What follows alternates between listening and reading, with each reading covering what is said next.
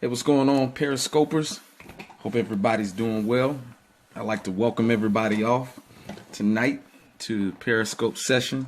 Good to see you, Beelan Chick, Sister Hill. Those of you that are joining in, I'd like to welcome you.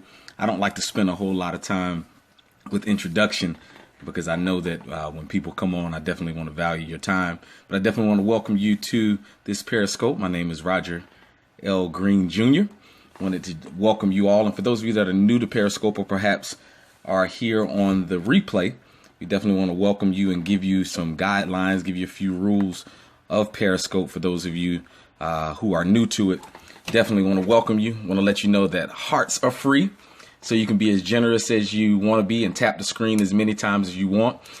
Just to give you a little tip for Periscope, you can give up to 500 hearts at a time. If you reach your 500 heart quota, you can just X out and come back in and give another 500 hearts. The hearts are just kind of capital to say that you're enjoying what you're hearing. Praise the Lord. I see some people joining in. Hearts just show generosity. I like to go to other people's scope and heart them up and just, I normally leave about 500 to 1,000 hearts to people.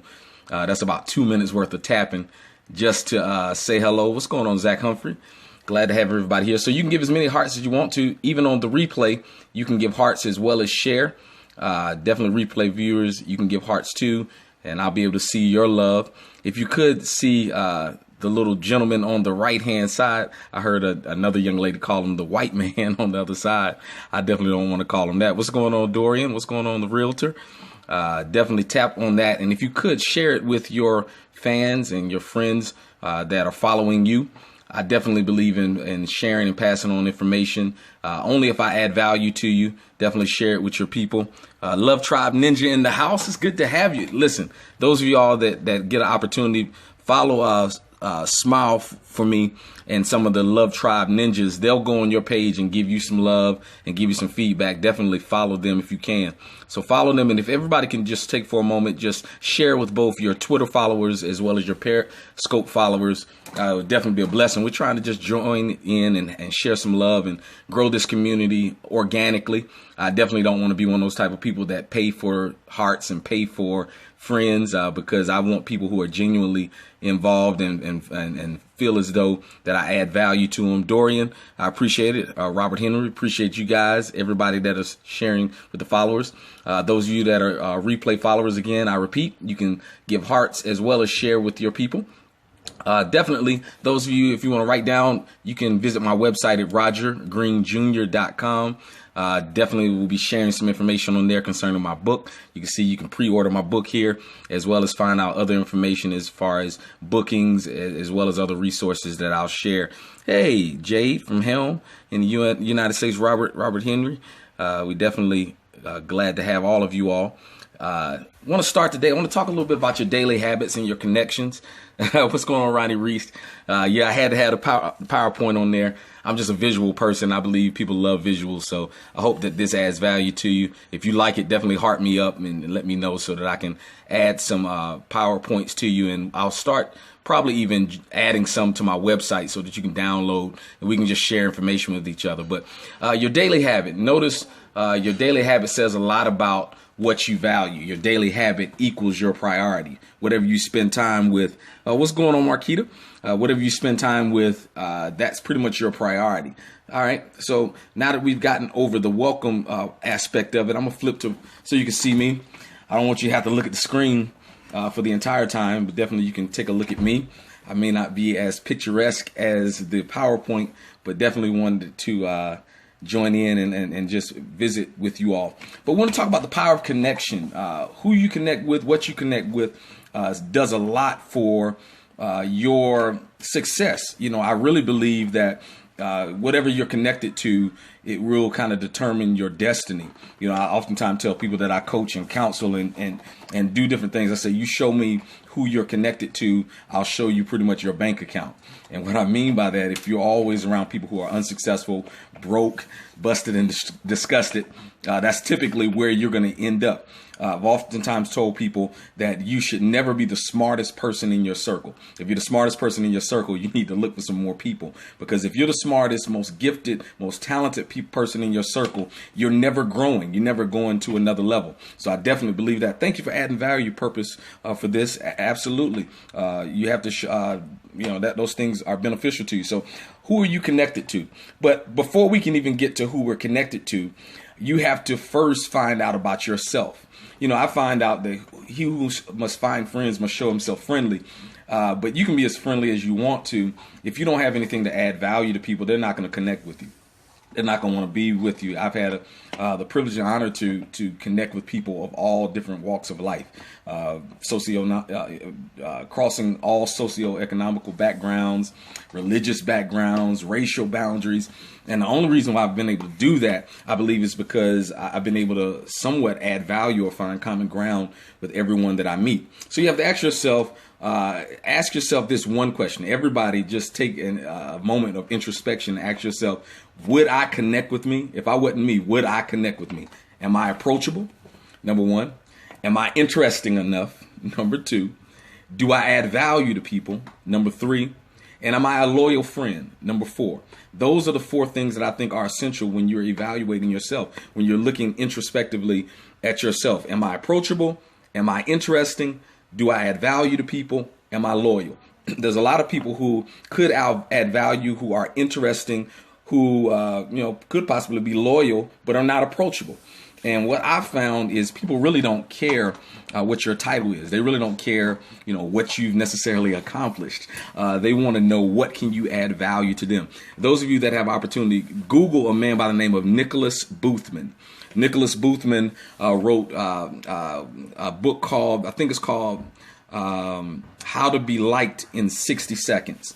And basically it's based upon a study that the University of Stanford did, basically saying people make snap judgments about you within 60 seconds to realize or begin to even understand if they even like you or not. Boothman, Nicholas Boothman.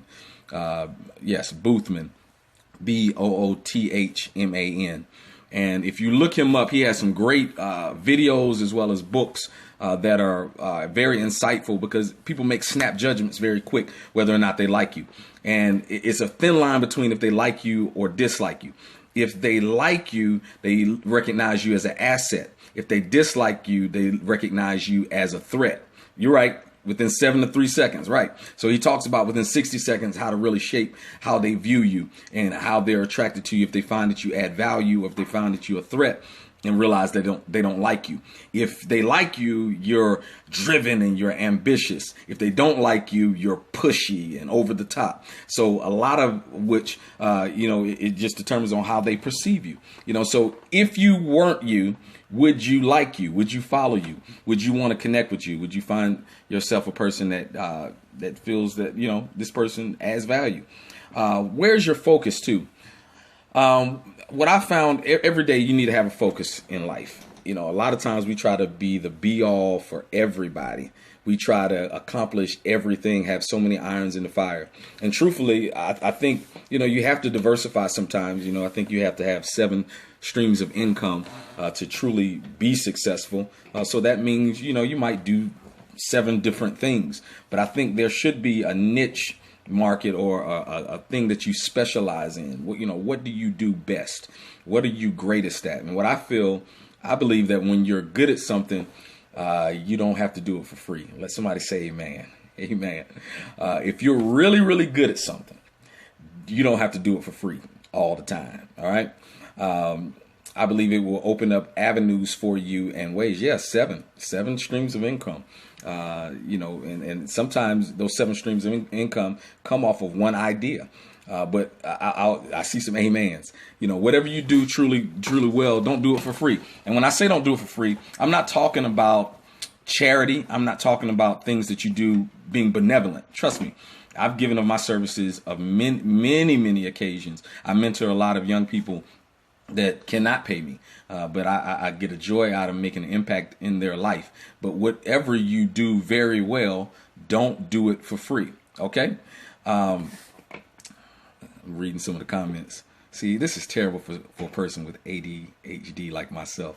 I get very distracted very easily. So figure out what your focus is. But before you do that, learn to love yourself. All right. Learn to love yourself. Learn to know yourself and learn to love yourself. Learn to keep yourself company. And what I mean by that is when you learn how to keep yourself company, you won't need the validation of others.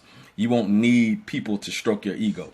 When I come on Periscope, I ask for the hearts and I ask for people to share. And I love those things. But I doubt if you'll ever find me begging for hearts or begging for shares because, I'm comfortable with myself. I do this to hopefully add value to people, not necessarily to boost my ego. This is not an ego trip for me. This is something that I just love. I love the positivity in it. I love the hearts that are streaming on the side. I love the fact that I can jump in someone's scope and just heart them up and give feedback and enjoy them because, it's a blessing in having a community of people who are positive. So learn yourself, learn how to love yourself. You must love yourself in order to build confidence, self-esteem, and courage. If you don't love yourself and if you don't know yourself, you really don't know what you're good at. You don't know what you bring to the table. And that's why so many people are so unfulfilled in business, in relationships, and everything of the like, sometimes because they just don't know what they bring to the table. When you know what you bring to the table, my God, I'm telling you, your relationships will go to a whole nother level. You won't have to worry about people abusing you and taking advantage of you and not respecting your gift and not respecting what you bring to the table. If you know who you are, trust me, and that stuff will be secondary and so minuscule. You won't have to keep, telling people what you bring to the table. I don't believe in being in any relationship where I have to convince people what I should mean to them. In other words, if I've been good to you, if I've done a lot of great things for you, I shouldn't always have to remind you of that. That's a telltale sign of whether or not a relationship is healthy or a business partnership is healthy or not. If you're constantly trying to remind someone what you've done. You remember I did this, I've been there for you through the thick and thin. I've been loyal and faithful and such you. Trust me, if you're in a relationship like that or a business relationship or a friendship like that, and you have to constantly remind that person, get out of it because that person doesn't see your value and doesn't see your worth. So you have to begin to build those things within yourself. Now understand, what I've learned is sometimes it doesn't take a whole lot of connections for you to be successful. I may go against what everybody is probably saying on Periscope because, I understand the hearts and the friends and all those things build credibility with your brand and what you're trying to do. But trust me when I tell you, you don't have to have 200,000 connections in order to be successful, because sometimes you can have 200,000 connections with people and they're not the right people.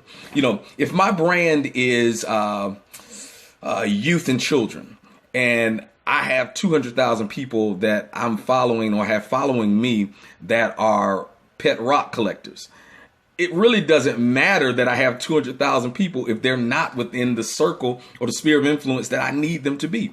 So I'm big about single points of connections that really take you to another level.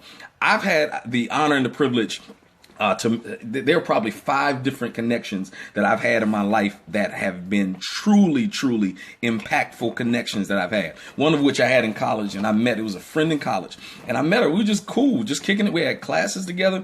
Never knew that was going to be one of the biggest connections in my life. She got into some trouble in college, her first semester in school, and I went to school at University of North Carolina at Charlotte. I'm from Charlotte, so I was a homeboy, native of Charlotte. So a lot of my friends in college, they kind of leaned on me for support and insight because I was from the city. So make a long story short, she got into some trouble. Her family was in Washington, D.C., and, I'm 18 years old. I'm not really thinking about connections and networking and treating people right and doing things of that nature. But to make a long story short, all of her family was in D.C. All of my family was in Charlotte. We were able to help her during this bind. And because of that, her mother was indebted to us. Her mother called my family and said, "Oh my God, I'm so indebted that you were there for my daughter when we really needed somebody to be there for her." Make a long story short, I didn't know her mother was in charge of all of the affairs for Rosa Parks. Yeah, civil rights leader, Rosa Parks. Not going to the back of the bus, Rosa Parks. That Rosa Parks. So her mother was in charge of all of the accommodations and the Rosa Parks Foundation and so on and so forth. And what her mom did, she said, because you were so great to my daughter, she said, we're going to come to Charlotte and we're going to bring Rosa Parks to spend time with you and your family. And what happened was Rosa Parks came and spent time with my entire family for an entire week. She stayed at my house. My mom cooked for her. She autographed and did pictures and books with us. We went all around the city with the mayor and governors and congressmen and senators to these VIP dinners, all because of that one connection. Like, yeah, right. It was crazy. Like, are you kidding me? Rosa Parks is in my house. Rosa Parks is literally telling me out of her mouth her story and what really went on and what was her mindset. So that was amazing, that one connection. So her mother goes on, after Rosa Parks dies, her mother goes on to be very influential within Washington. Her mother goes on to opening up doors for me to speak at the Congressional Black Caucus. Now, the Congressional Black Caucus is one of the most amazing venues for speakers, especially African-American speakers, that you can ever imagine. You're talking about 9,000 constituents, which are senators, congressmen, entertainers, actors, you name it, who's who in pop culture is there. Her mom opened up a door for me to speak. Now, mind you, when she had me speak, this is when President Obama is running for his first term. So you had President Obama and Hillary Clinton vying for the Democratic nomination. So at this event, both of them are speaking, and you have a whole plethora of other speakers. She set it up to where I would be a speaker with me and Al Sharpton. Now, when me and Al Sharpton was scheduled to be in one room in the middle, President Obama was on another building next to us. Hillary Clinton is to another room right beside us. So I'm sitting there, a young guy, probably at the time I'm 30 years old, and I'm sitting there in a debate and in conversation with Al Sharpton regarding issues of youth in America. And I got Barack Obama on the other side, and I got Hillary Clinton on another side, all because of one connection. And that one connection has opened up doors to where I've spoke. Out of that one connection, I've probably had at least 20, 25 speaking engagements. I'm talking about major speaking engagements because of that one connection. You're right. It's favor. So what I tell people is it's that one connection. Never discount that one connection and how powerful that one connection can be, and never burn a bridge. So I want to talk to someone right now that's been struggling. You have this concept, you have this idea, you have this gift, you have this thing that, and you're like, man, it seems like I'm not meeting the right people. It seems like I'm not going as far as I need to go. Trust me, you're literally one connection away from making a lasting impact in your life that can totally change the course of how you do things. Don't get discouraged. Don't try to meet everybody, but meet the right people. I'm telling you. By that same token, I had an opportunity to meet the founder and director of Essence Magazine. And I was in, it was funny. My best friend, his family has a transportation service. And a lot of times when people come to Charlotte, they have ground transportation, and they take them to and fro the airport to uptown and you name it. So make a long story short, my friend was driving limousine service, and there was a organization, I think it's the National Association of Blacks in Human Resources. So it's like from every Fortune 500 company, Blacks in Human Resources, they had a major event. So you have from Wells Fargo to Bank of America to TIA, Kraft, to you name it. They come, for this particular conference. So my friend knows I'm a public speaker, knows I've done coaching and different things for people. So when he found out that John Maxwell, Les Brown, and some of the major speakers were going to be there, he said, man, he asked me if I'd like to go, because he had the privilege of driving around the conference host. So the conference host gave him VIP tickets. So I'm happy by that. I'm like, man, I get VIP tickets just because my best friend was in the right place at the right time. So I'm thinking, everything is everything.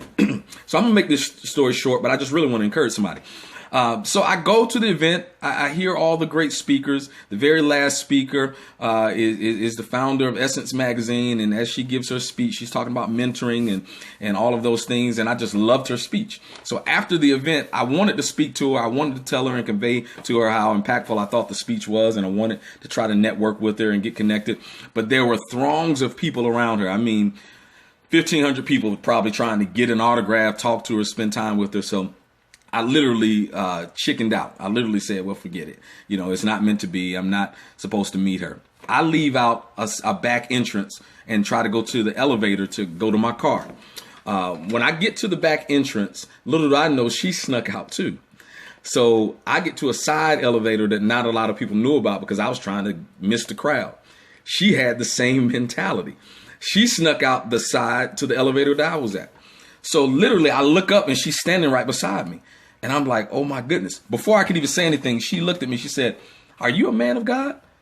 I said, yes, ma'am, I am. She said, the anointing of the Holy Ghost is all over you.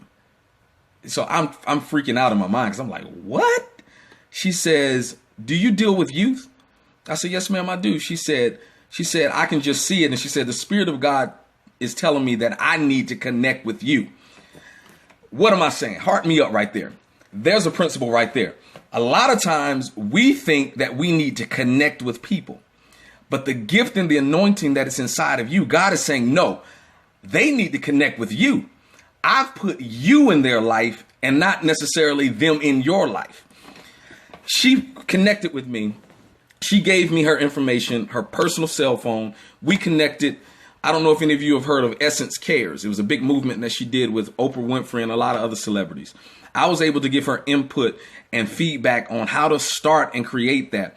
And we're going to go all the way back to the beginning. That friend that introduced me to Rosa Parks, her mom, I connected her, Oprah, and the founder of Essence Magazine together. And they connected to make one of the biggest mentoring initiatives known to man. I don't say that to pat me on the back at all. Trust me, I don't. I say that to say you never know the power of one connection. You never know the power of having somebody positive in your life. Before I leave and leave you on tonight, I want to leave you with something. Get out of this backwards thinking. Get out of this backwards mentality. Leave people alone that think backwardsly. This world has begun to start thinking backwardsly. People who are persistent, they now call them thirsty. People who are caring, they say they're in their feelings. People who are honest to you about what's going on in your life, they call them haters. People who are practical, they call them lames. Listen, I've determined to start weeding out people in my life who consistently talk stupid on a consistent basis. People that talk stupid on a consistent basis, I'm weeding them out of my life. Why? Because those people will never be able to be positive enough to get me to the place that I need to be. So there's power in connection. I want to tell all of you all and encourage all of you all today, look at 5 of your top connections. Write down 5 people who have been so influential in your life that literally can propel and take your life to another level. The next tip is find yourself a mentor.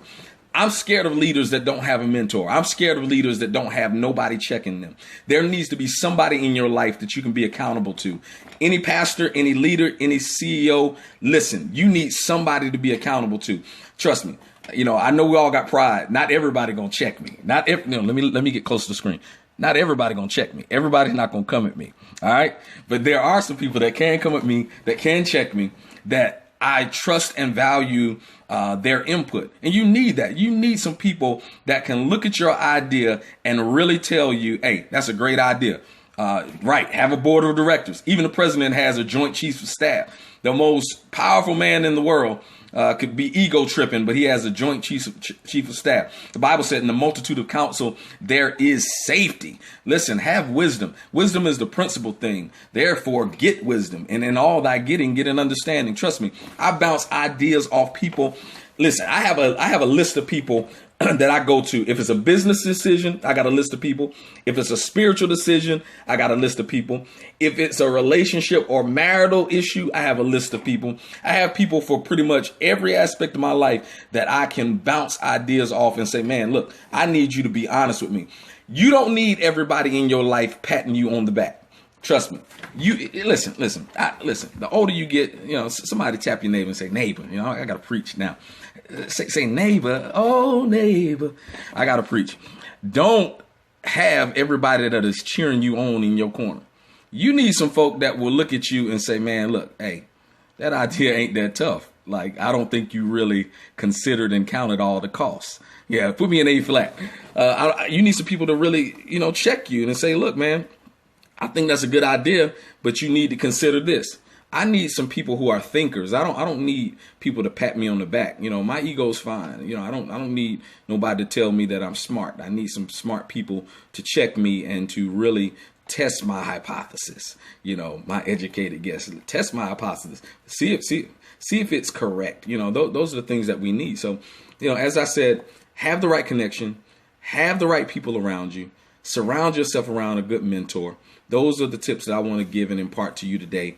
Get away from foolishness. Get away from people that really cannot impact your life. Find a mentor. Find some people within your circle that can pull you higher, that will challenge you. I have one of my brothers on here that we were just talking about it the other day, Brother Ronnie Reese. He's in the room, I believe. Man, occasionally about 5 or 6 of us get together that are ministers and young men, just really trying to find our way through life.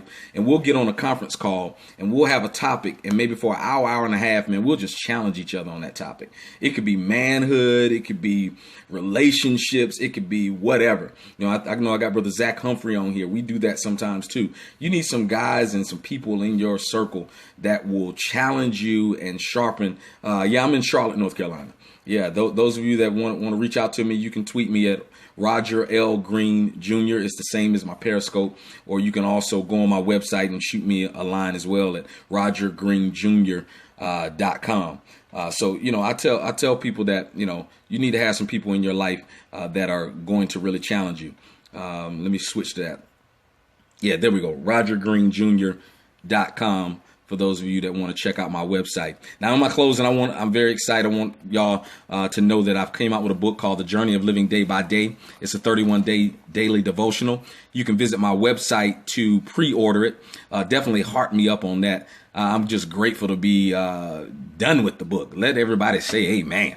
Anybody that's ever done a major project, man, that it's grueling. It's kind of like your baby. It's what you eat, sleep, and do for a period of time. So to have this manifest in book form, it's just a blessing. So I'm grateful, and I know it'll be a blessing to you. So definitely go and pre-order it. We'll get it to you within a couple weeks. Our release is going to be in a couple weeks. I'll also be able to have it on electronic format via Amazon and all the normal outlets. So yeah, definitely. You say you're working on a book right now. Hey, keep working on it, Sister Tammy. Do not let it go. I dedicated a specific amount of time every day to writing the book.